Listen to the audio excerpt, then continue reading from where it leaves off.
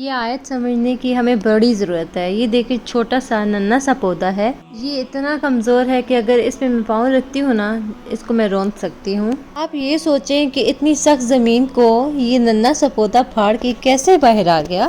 اللہ مثالیں پیش کرتے ہیں۔ اللہ کہتے ہیں کون ہے جس نے بیج میں سے اس پودے کو نکال کے سخت زمین میں سے اس کو ابھارا؟ کون ہے؟ اللہ ہے۔ تو ہم کمزور ہیں، انسان کمزور ہے، لیکن مشکلات سے سخت زمین سے پھاڑ کے کون نکالے گا ہمیں؟ یہ مثالیں سوچنی چاہیے۔ اللہ نے مثالیں ایسے ہی نہیں دی۔ پہچانو مجھے، میں کون ہوں۔ اس ننھے سے پودے کو اس زمین کو پھاڑ کے نکال لیا اور یہ زمین کا سینہ چیر کے پھاڑ کے نکل آیا، تو میں تمہیں بھی مشکل سے نکالوں گا، تمہیں بھی برے حالات سے نکالوں گا، لیکن میرے اوپر توکل رکھو، مجھے پہچانو میں ہوں کون، میرے سے مدد مانگو، لوگوں کے پاس مت جاؤ۔ اللہ کہتے ہیں کون ہے جو بنجر زمین کو زندگی دیتے ہیں؟ کیسے دیتا ہے؟ بارش برسا کے، ڈیڈ ارتھ، مردہ زمین کو۔ تو کیا اللہ آپ کی مردہ حالات کو زندہ نہیں کر سکتے؟ کیا اللہ آپ کے مردہ ریلیشن شپ کو زندہ نہیں کر سکتے؟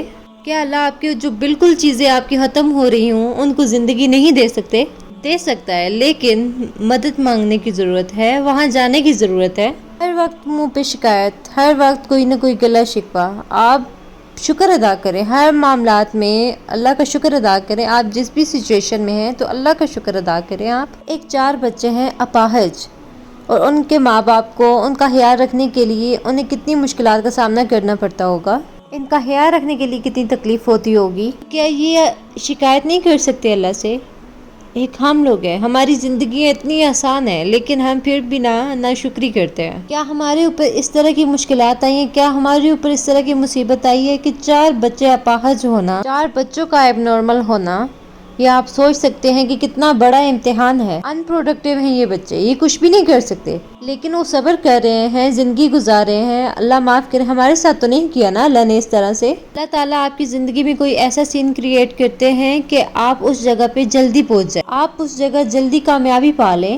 یہ بھی تو ایک پرسپیکٹیو ہے نا لائف کا، بجائے اس کے آپ یہ سوچنا کہ لائف سموتھ ہوگی تو میں جلدی پہنچوں گا۔ نہیں، کبھی ہمت مت ہاریے۔ سب سے ڈپریشن سچویشن کہ مچھلی کے پیٹ میں اندھیرا، پھر سمندر کی گہرائی کا اندھیرا، پھر سمندر کے نیچے اندھیرا۔ کون تھے یہ نبی؟ یونس علیہ السلام۔ بندہ تو چلو کمرے میں بند ہو جاتا نا تو کھٹکھٹاتا رہے گا، کوئی تو آواز سنے گا نا، کبھی کوئی تو آئے گا نا آ کے دروازہ کھولے گا۔ یہ بتائیں کہ مچھلی کے پیٹ میں اندھیرا ہے اور وہ بندہ ہے، اور مچھلی سمندر کی گہرائیوں میں، کون آواز سنے گا؟ کوئی سنے گا؟ کوئی سننے والا ہے؟ کون سننے والا ہے؟ اللہ۔ تو انہوں نے اس مایوسی کی حالت میں کس کو پکارا؟ اللہ کو۔ لا الہ الا انت سبحانک انی کنت من الظالمین۔ اے اللہ میں ظالم ہوں، اے اللہ مجھ سے غلطی ہوئی ہے، تو پاک ہے، تو مجھے معاف کر دے۔ اب علماء کہتے ہیں جو بندہ سمندر کی گہرائیوں میں ہو، اس کو کچھ سمجھ نہ آ رہی ہو، میں کیا کروں، میری زندگی کہاں جا رہی ہے، تو اسے اس کا ویٹ کرنا چاہیے، لا الہ الا انت سبحانک انی کنت من الظالمین، اس کا ویٹ کرنا چاہیے۔ لیکن انہوں نے گیو اپ نہیں کیا، مایوس نہیں ہوئے ابلیس کی طرح۔ ابلیس مایوس ہو گیا، اس لیے اس کا نام ہے ابلیس۔ ابلیس کا مطلب ہے مایوس ہو چکا ہے، لیکن انبیاء مایوس نہیں ہوتے تھے۔ کامیاب بندہ کبھی مایوس نہیں ہوتا، چاہے حالات کیسے بھی ہوں، کیونکہ اس کو پتہ میں کس کی عبادت کرتا ہوں، کس کو پکارتا ہوں، اس کے ہاتھ میں ہر چیز ہے۔ کیونکہ اس لیے کہتے ہیں کہ اللہ کے بغیر، اللہ کے حکم کے بغیر کوئی پتہ بھی نہیں ہل سکتا اس دنیا میں۔ پتے کا اگر اللہ کو پتہ کہ کہاں گر رہا ہے، تو کیا آپ کے غم کا نہیں پتہ کہ کہاں گر رہا ہے؟ آپ کے غم کا اللہ کو نہیں پتہ، آپ کی مشکل کا اللہ کو نہیں پتہ، آپ کی پریشانی کو اللہ کو نہیں پتہ؟ کیا خیال ہے؟ کیا نہیں پتہ؟ اللہ کو پتہ ہے نا۔ آپ کے غم، آپ کے آنسوں کا اللہ کو پتہ ہے کہاں گر رہا ہے، لیکن اگر مدد مانگی جائے تب۔ لیکن کچھ لوگ نا بالکل اپنی کامیابیوں کے پاس ہوتے ہیں، وہ مایوس ہو کے نا گیو اپ کر جاتے ہیں، بالکل پاس ہوتے ہیں۔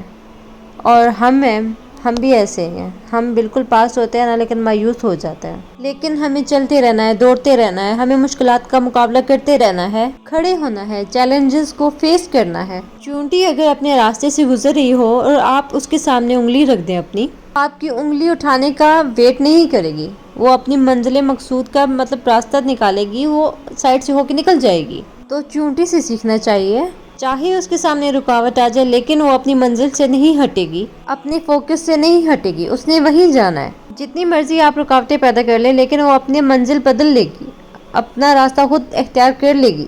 اسی طرح مسلمان ہوتا ہے، اچھا انسان ہے، اس کے سامنے اگر اچھائی پہنچے تو وہ خوش ہوتا ہے، لیکن جیسے ہی اسے کوئی شر چھو لے تو وہ مایوس ہو جاتا ہے، گیو اپ کر لیتا ہے۔ وہ کہتا ہے میری زندگی برباد ہوگی، میرے ساتھ ہی ایسا کیوں ہوتا ہے، میں نے تو کچھ کیا بھی نہیں۔ بھائی انبیاء نے کیا کیا تھا؟ نبی صلی اللہ علیہ وسلم نے کیا کیا تھا؟ ان کا کیا قصور تھا؟ ان کے بیٹے ان سے چھین لیے گئے، ان کی وفات ہو گئی، بیوی ہے ان کی وفات ہو گئی۔ بات یہ نہیں ہوتی قصور، بات یہ ہوتی ہے کہ اللہ تعالیٰ جس سے محبت کرتا ہے اسی کے اوپر آزمائشیں بھی آتی ہیں اور اس کا اتنا ہی امتحان بھی لیتے ہیں۔ تو بہرحال ہم سے بڑی ناشکریاں ہوتی ہیں، ناکامیاں ہوتی ہیں، تو یہ چیز ناکام لوگوں کی نشانیاں ہیں۔ اپنے آپ کو پریشان کر کے تو آپ کس کا نقصان کر رہے ہیں؟ اپنا کر رہے ہیں نا، اللہ کو تو نہیں کر رہے۔ ڈپریشن لے کے، پریشانی لے کے، ٹینشن لے کے، کسی کے بارے میں بغض رکھ کے، کسی کے بارے میں برا سوچ کے، تو کس کا نقصان ہے؟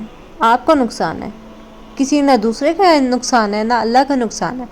تو اسی لیے آپ ناشکری نہ کیا کریں، آپ اس فرد کو یاد رکھا کریں اور ہر مشکل میں، ہر پریشانی میں یہ ذکر آپ کو یاد ہونا چاہیے اور یہی ذکر آپ کی زبانوں پہ ہونا چاہیے۔